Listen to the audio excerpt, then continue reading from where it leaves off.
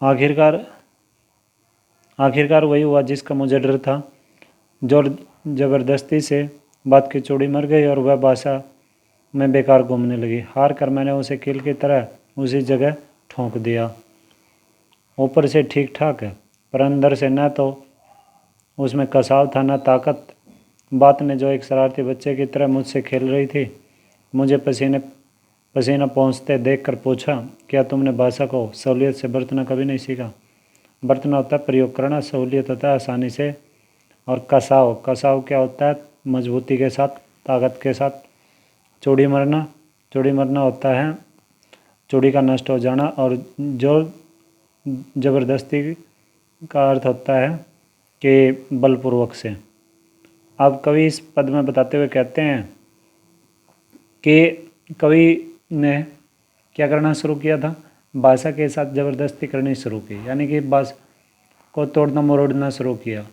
और इससे जैसे ही कवि ने भाषा को तोड़ना मरोड़ना शुरू किया, तो उस तोड़ने मरोड़ने से कवि के मन में एक डर था। और वो डर क्या था? वो डर ये था कि कहीं इस बात का जो मूल भाव है वो नष्ट न हो जाए। और आखिर में क्या हुआ?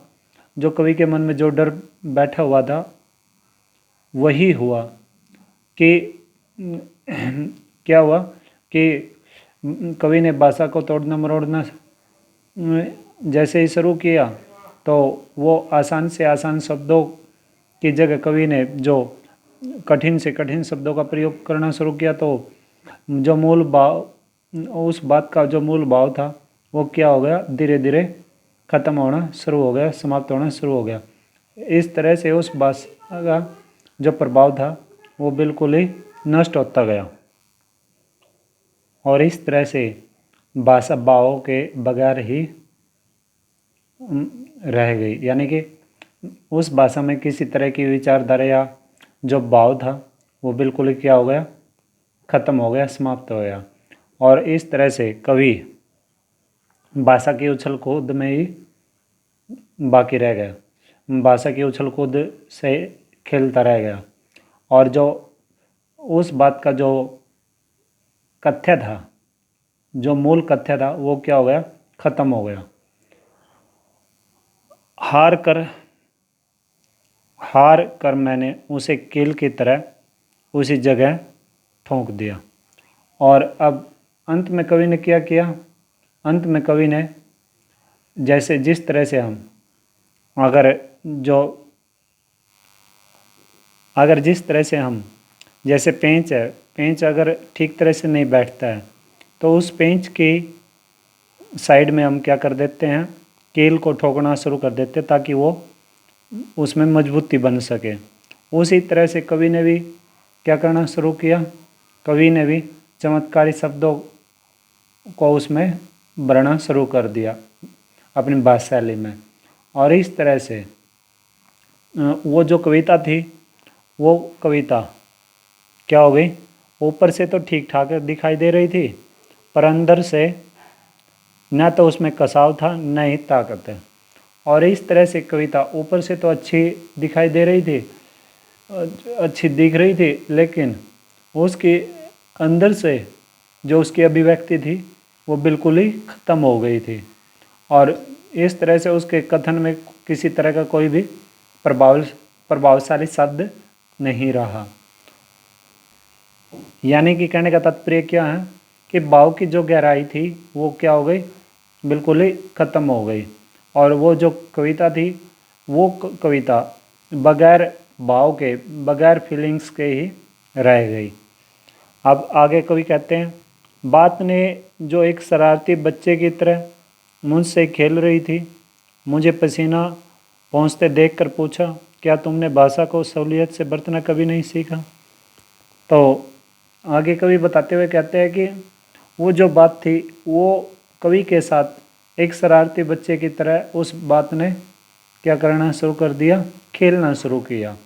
और इस तरह से वो बात, यानी कि जो कवि की अभिव्यक्ति थी, जो कवि कहना चाहते थे, अपने जो विचार कवि के मन में थे, वो विचार एक शरारती बच्चे की तरह कवि के साथ उन विचारों ने एक शरारती बच्चे की तरह कवि के साथ खेलना शुरू किया और इस तरह से कवि भी उनसे बेकार में ही खेलता रहा। अर्थात कवि की जो ये खेलने की शब्दों के साथ जो कवि ने खेलना शुरू किया, वो परिश्रम, वो मेहनत कवि की बिल्कुल ही बेकार थी। अर्थात कहने का तात्पर्य ये है कि कवि ने अपनी मूर्खता भरी मेहनत पर बेकार में ही पसीना बहा, क्योंकि उस जो मेहनत कवि ने की, कौन सी मेहनत की, या कठिन से कठिन चमत्कारी शब्दों का जो प्रयोग करना शुरू किया ताकि ये जो भाषाली है ये ज़्यादा से ज़्यादा प्रभावशाली हो सके। ये जो मेहनत थी, ये मेहनत कवि की बिल्कुल ही बेकार गई और इस पर जो कवि ने पसीना बहा वो बिल्कुल ही व्यर्थ था। और अब कवि से उस बात ने पूछना शुरू किया कि क्या तुमने कभी भाषा को सहजता, सरलता या अच्छे से प्रयोग करना नहीं सीखा? यदि नहीं सीखा तो तुम्हारी ये अयोग्यता है, तुम्हारे अंदर ये अक्षमता नहीं है कि तुम इतने इसके लायक अभी नहीं हो, अर्थात तुम एक कवि बनने के लायक नहीं हो। अभी यहाँ पर क्या तुमने भाषा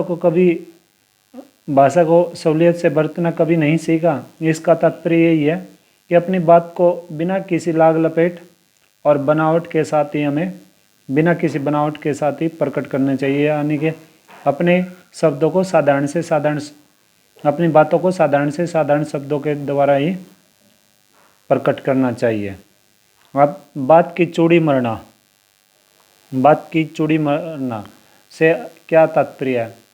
बात की चूड़ी मरने से अभिप्राय है कि जो बात या जो विचार हम कहना चाहते हैं वो विचार बिल्कुल ही इफेक्टफुल नहीं हुए, यानी कि वो प्रभावहीन हो जाना, विचारों का प्रभावहीन हो जाना, उसमें किसी प्रकार की कोई भी जान या गुंजाइश या कोई भी ताकत न रहना।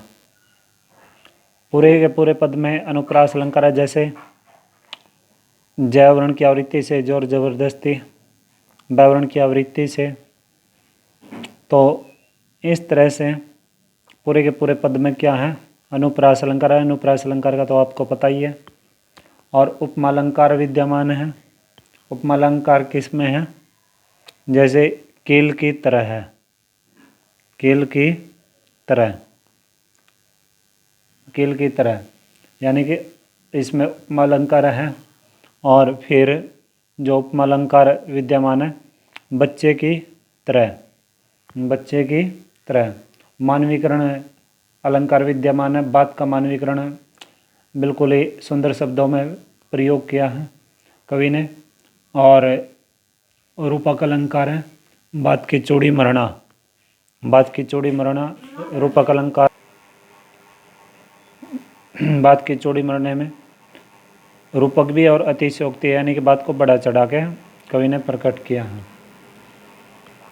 हम जोर जबरदस्ती में व्यंजना शब्द शक्ति है, बाकी समस्त पद में अविधा शब्द शक्ति का प्रयोग किया है।